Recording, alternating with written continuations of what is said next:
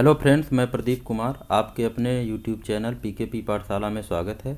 आज हम लोग समय और कार्य का पार्ट 2 जो है अध्ययन करेंगे, जिसमें एमडीएच का यूज होता है। एम का मतलब यहाँ आदमियों से है तथा डी का मतलब यहाँ दिन से है तथा एच का मतलब कार्य को समाप्त होने में कितने घंटे यूज हो रहे हैं।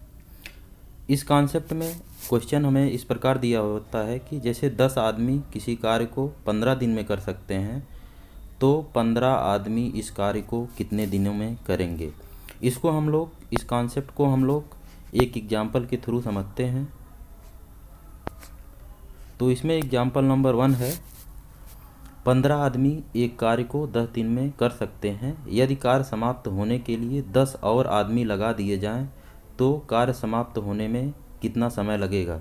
जब 15 आदमी 10 दिन में कार्य को कर रहे थे, तो अगर 10 आदमी और लगा दिए जाएंगे तो कार्य थोड़ा जल्दी समाप्त हो जाएगा। तो इसको हम लोग देखते हैं। एक जो फार्मूला हम लोग एमडीएच वाला पढ़े थे उसको यूज करेंगे। तो फार्मूला होता है M1D1 is equal to M2D2। यहाँ M1 हमें पता है। M1 मतलब जो आदमी पहले कार्य कर रहे थे, M1 मतलब 15 आदमी, तथा D1 इज इक्वल टू हो गया 10 दिन। 15 आदमी 10 दिन में कर रहे थे, 10 आदमी और लग गए हैं, तो M2 इज इक्वल टू हो जाएगा 15 प्लस 10 जो कि हो जाएगा 25 आदमी, और D2 हमें पता करना है। फार्मूला हम लोग लिख चुके हैं, M1D1 is equal to M2D2। तो ये हो जाएगा 15 into 10 is equal to 25 into D2। इसको जब हम सॉल्व करेंगे तो D2 इज इक्वल टू हो जाएगा 150 अपान 25।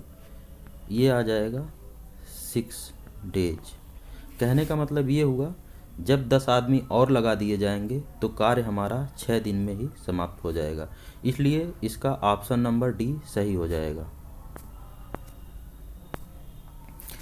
एग्जाम्पल नंबर 2 है। इसमें थोड़ा सा कुछ अलग कर दिया गया है। आदमियों की एक निश्चित संख्या एक काम को 20 दिनों में करने के लिए सहमत हो जाती है। 5 आदमी काम पर नहीं आते हैं, बाकियों ने काम को 40 दिनों में समाप्त कर दिया। आदमी जो मूलतः काम करने के लिए सहमत हुए थे, उनकी संख्या पता करना है।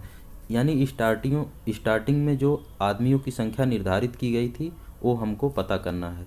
तो उसको हम M1 मानते हैं और उसको हम मान लेते हैं स्टार्टिंग में X आदमी ने सहमत की थी, और वो काम करने के लिए 20 दिन में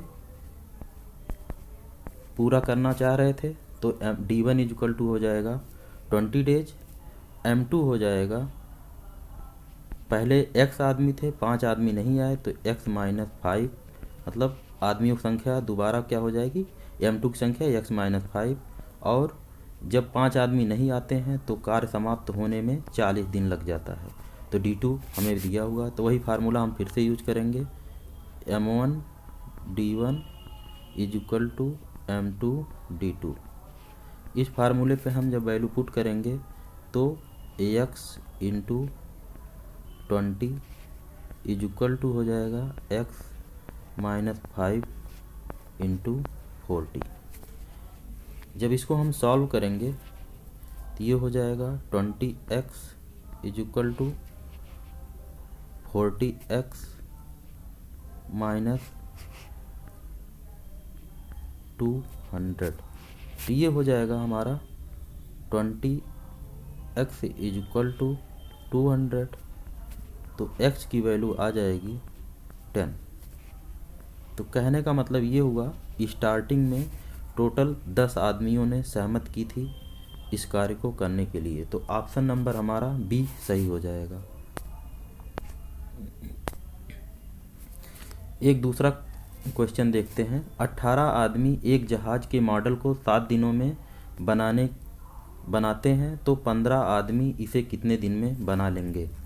तो M1 हमें दिया हुआ है, M1 इज इक्वल टू 18 आदमी, तथा जो इनके द्वारा लिया गया समय है D1 is equal to 7 days. M2 जब आदमियों की संख्या 15 हो जाती है तो इनके द्वारा कितना दिन लिया जाएगा, D2 हमें पता करना है। हम दोबारा वही फार्मूला लगाएंगे, M1 D1 is equal to M2 D2। इस फार्मूले पे जब वैल्यू हम पुट करेंगे तो ये हो जाएगा 18 into 7 is equal to 15 into D2। D2 को वैल्यू हमें पता करनी है तो D2 इज इक्वल टू हो जाएगा 18 इंटू 7 अपान 15। 3 से इसको डिवाइड कर देंगे तो ये हो जाएगा 42 अपान 5। इसको जब हम सॉल्व करेंगे तो ये आ जाएगा 8.4 डेज।